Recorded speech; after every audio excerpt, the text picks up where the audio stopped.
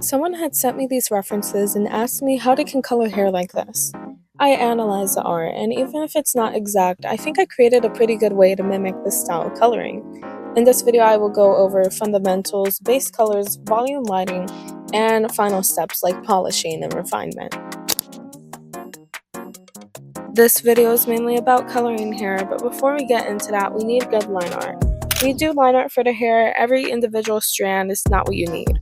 Everything can be broken down into simple shapes rather than drawing strands. Instead of thinking about hair as individual strands, think of it as larger shapes and forms layered together that stem from the scalp. Clear shapes and flow are also necessary so the direction of the hair is easy to follow. Hair flow and growth direction stemming from the scalp is a big key to making hair look believable, at least in my opinion. You can practice this on your own by drawing a ribbon, then adding more flow, detail, and individual strands to it. If you don't know what a base color is, it's the color used before lighting or shadow affects the subject. It's also used as a clear foundation to work on top of. Because I'm trying to replicate a style, these steps don't apply universally to all art styles. The base color you might want to use has to be a bit desaturated and darker than what you might want. For this drawing, the light is coming from above the hair, but there's also ambient lighting around it. Wherever you choose to put your light source will affect where your grays, bright saturated colors, highlights, and bounce lights are, but more on that later. You're going to want to put your more desaturated reds where the soft shadows will go. Later on, we'll add deeper shadows, but this will give the hair more volume for now. In between, where soft light will go, you're going to want to put your bright saturated red color and even a little bit of highlights, especially where your area of focus is, which is usually the face.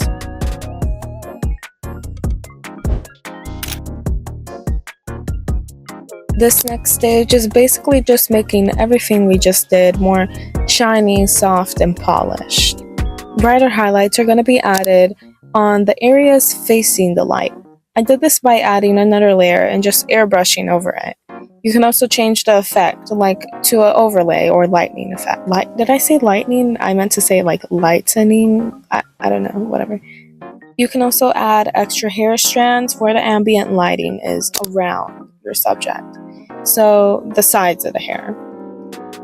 Near the grays of the hair, you can add a lighter but more saturated tone. So since the color of my hair is red, this would be like a light pink. This will help give the hair a more painted, airy look. And just make sure that near your area of focus, which is the face, the highest contrast and highlights are. First off, your highlights are intensified.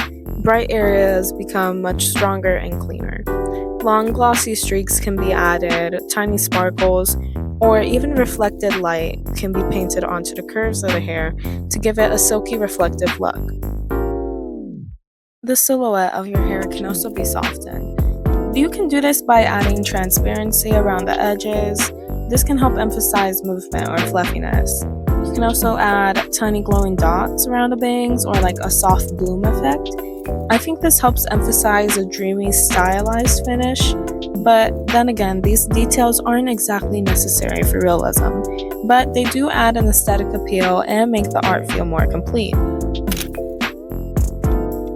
Earlier, I said wherever you choose to put your light source will affect where your highlights and bounce light will go. Bounce light is light that reflects off nearby surfaces and softly lights the shadow areas instead of leaving them completely dark. So let's say your light is coming from this direction instead.